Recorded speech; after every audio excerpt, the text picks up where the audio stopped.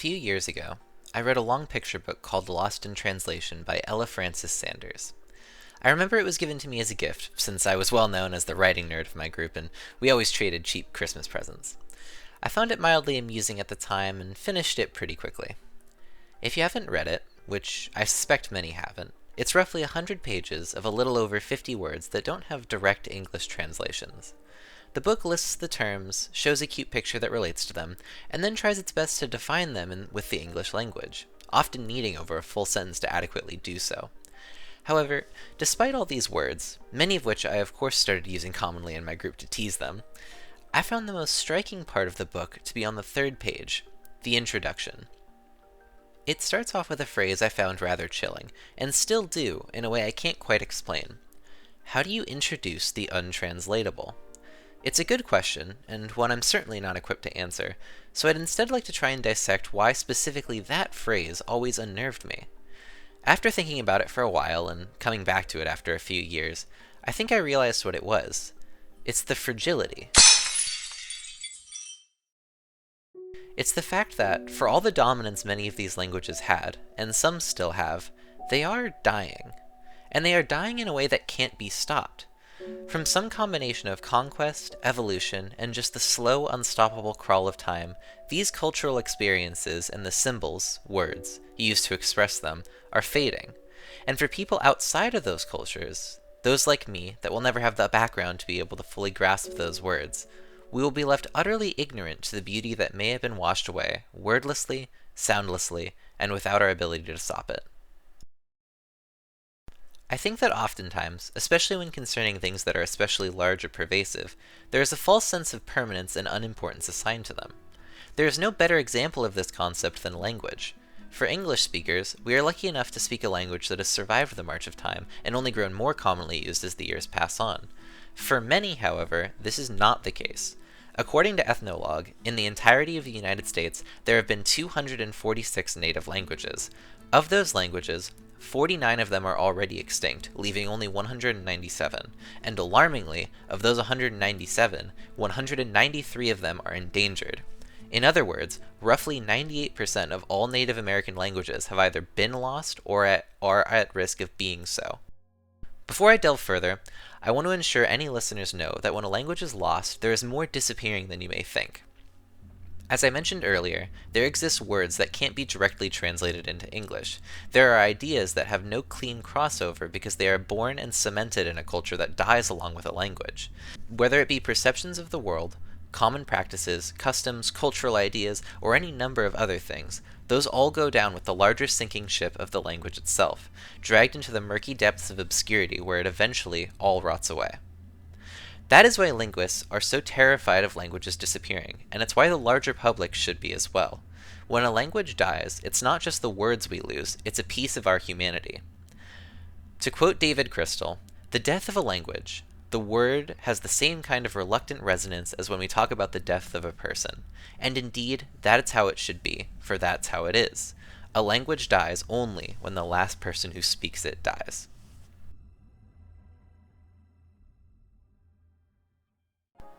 What's even more disturbing is that the death of these languages is by no means an accident.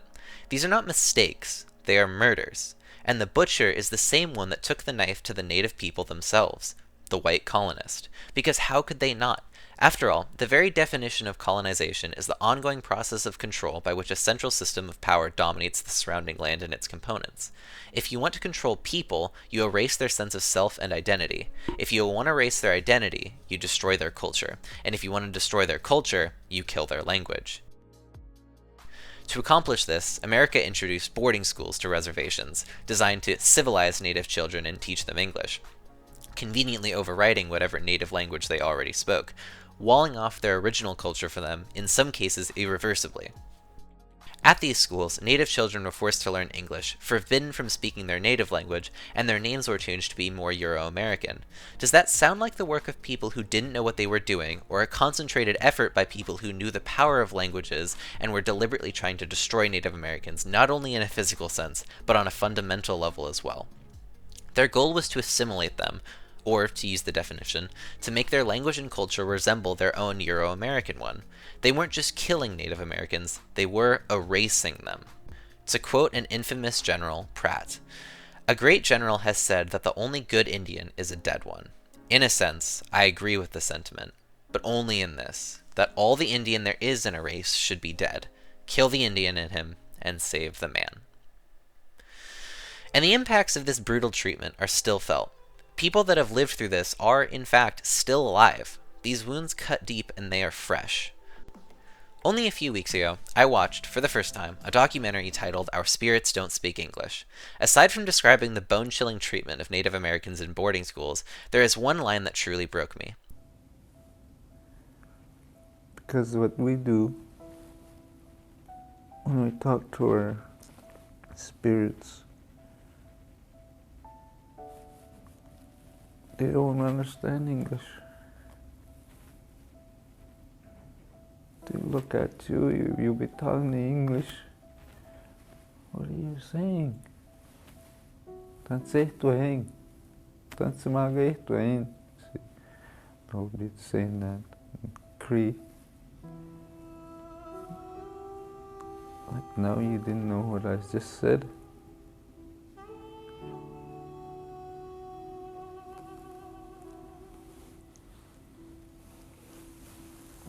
That was a hard time in my life.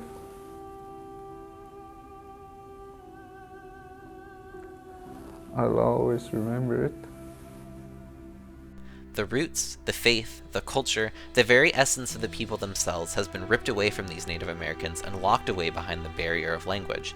And even if they are someday able to reclaim their native tongue, they have been raised on the English language, on English tradition, on English culture.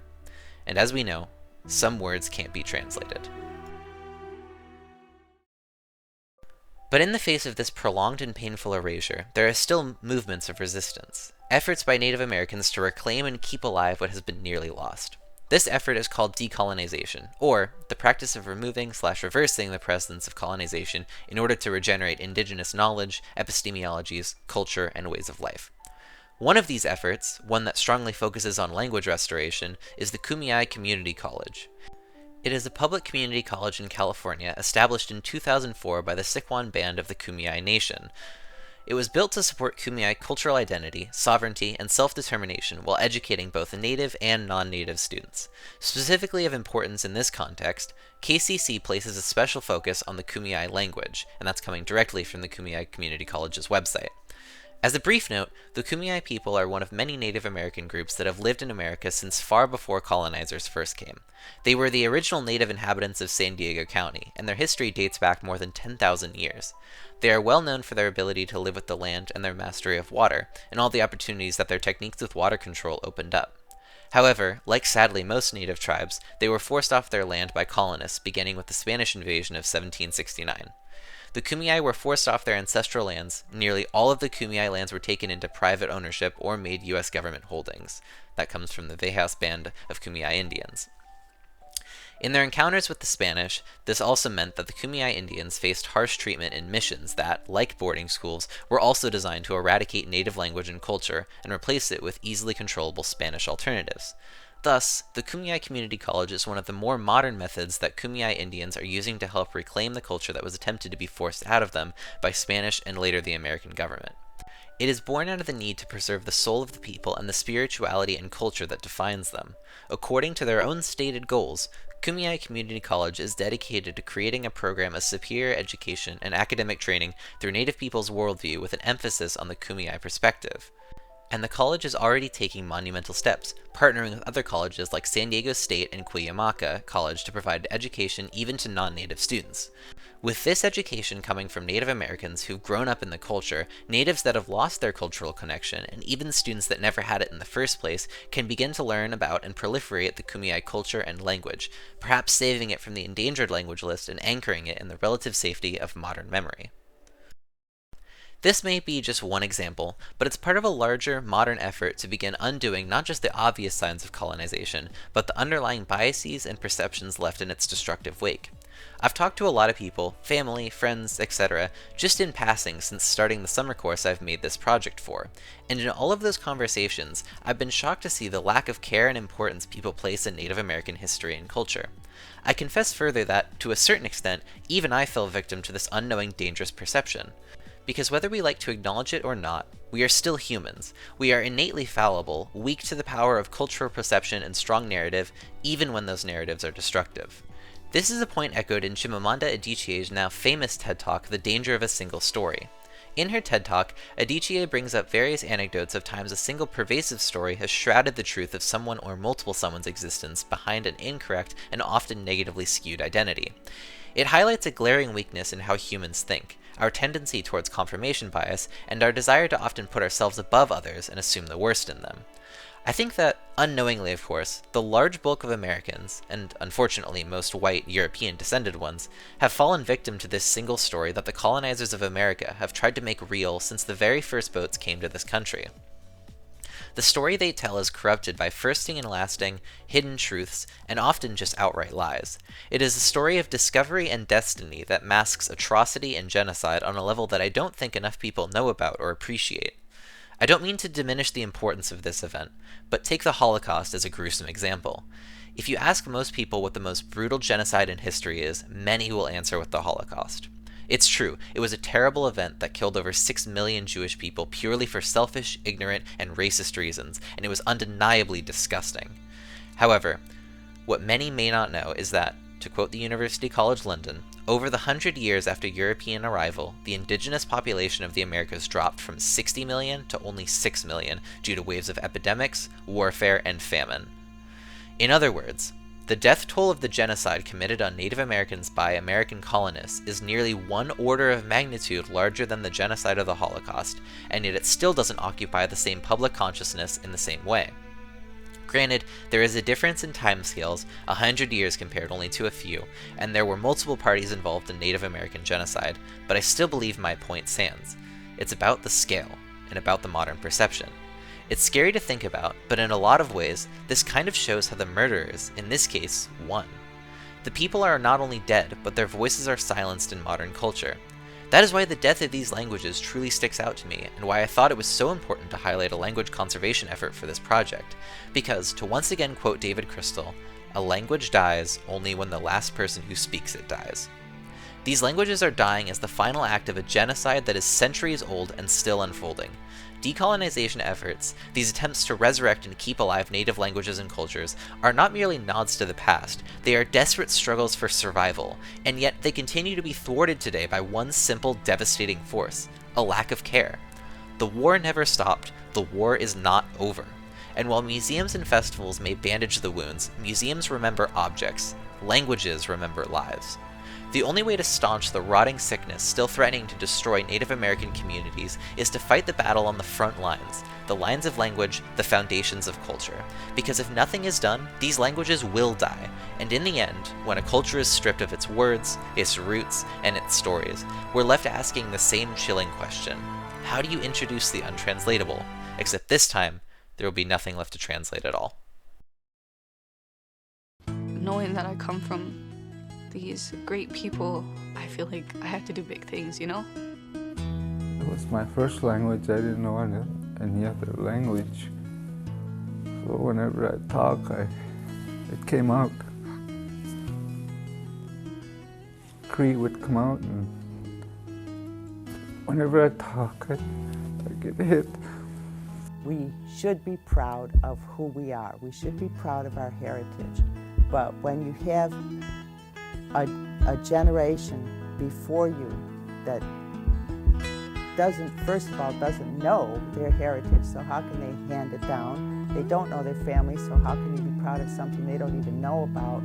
And then when things are kept secret, when this is real touchy.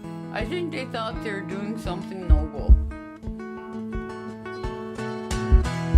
I didn't agree with them. The indigenous peoples of this land have always presented a problem to white mainstream America. Our very identities as Native people was what the problem was perceived as. We were told not to go into our family history. We were told not to go looking. My mother said, I can't, that's it, I can't talk about my mother. She won't, she said, don't go looking. She said, don't go looking. We have lost so much.